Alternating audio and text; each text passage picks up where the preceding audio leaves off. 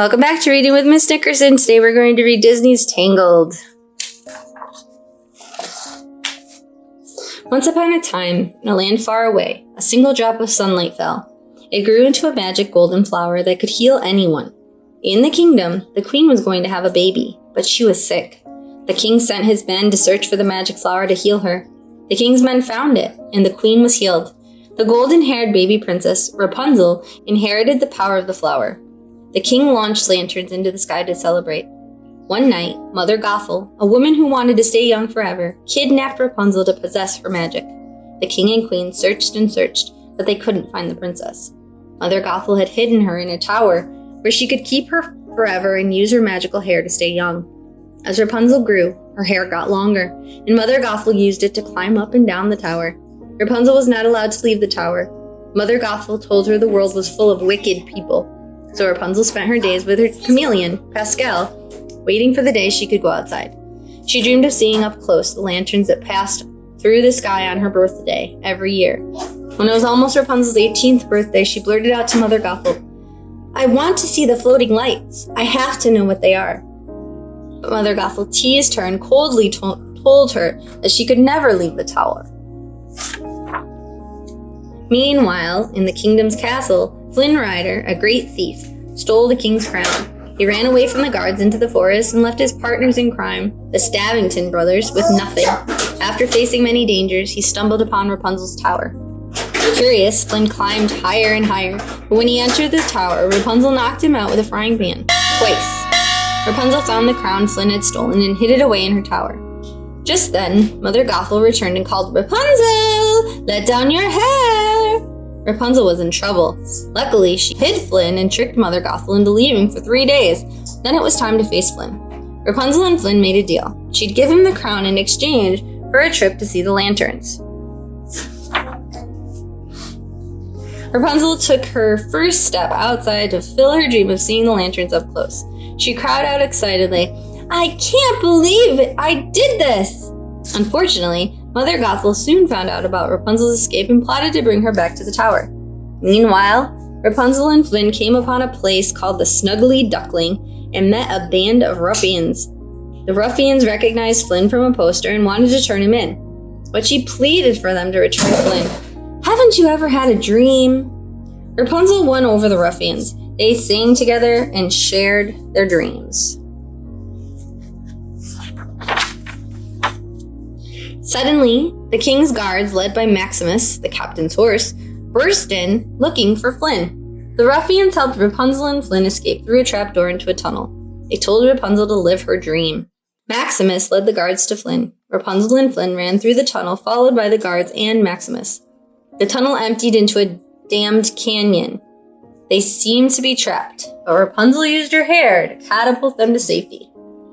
Soon, Maximus broke the dam.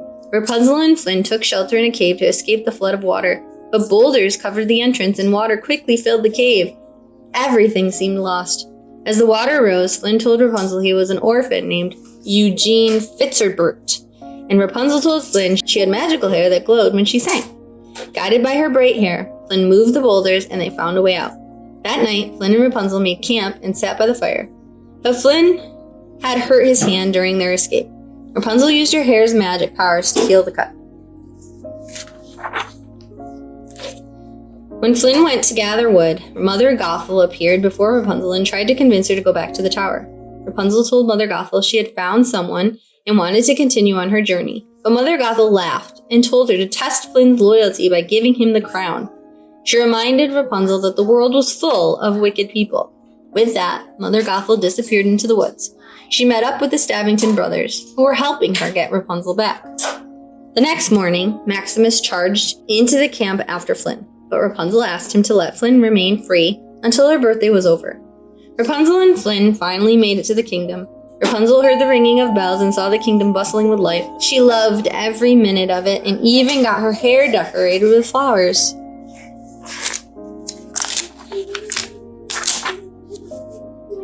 She danced and celebrated alongside Flynn. At last, Flynn and Rapunzel took a boat on the lake and saw the floating lights. Rapunzel gave Flynn the crown as a gift because she believed in him, but he no longer wanted it. Flynn knew he had found his dream and he was meant to be with Rapunzel. Just as they were about to kiss, Flynn saw the Stabbingtons and went to give them the crown to be free of his life of crime. But the brothers caught him and tied him up. Then they moved to take Rapunzel away. As Rapunzel ran, she tripped and fell. When she heard a thump, Mother Gothel had knocked out the bandit brothers. She convinced Rapunzel that Flynn had betrayed her. Heartbroken, Rapunzel agreed to return with Mother Gothel to the tower. Both Rapunzel and Flynn had been tricked. Flynn awoke on a ship heading toward the king's guards, who arrested him on the spot. Meanwhile, Rapunzel lay in bed, gazing at the small kingdom flag in her hand, and then at her paintings. Suddenly, she realized the shocking truth. Rapunzel confronted Mother Gothel. "I'm the lost princess," she declared. She knew Mother Gothel was wrong about the world and about Flynn. As Flynn struggled against the guards, the Stabbington brothers confessed that Mother Gothel had tricked them into helping her. Flynn realized he had to save Rapunzel and himself. Luckily, Maximus and the ruffians from earlier guided Flynn out of the castle. Flynn rushed to Rapunzel's tower. Flynn pleaded, "Rapunzel, let down your hair!" But Mother Gothel had tied up Rapunzel and she struck Flynn when he climbed into the tower. Rapunzel promised Mother Gothel she would stay with her if she could heal Flynn. She would sacrifice her freedom for true love.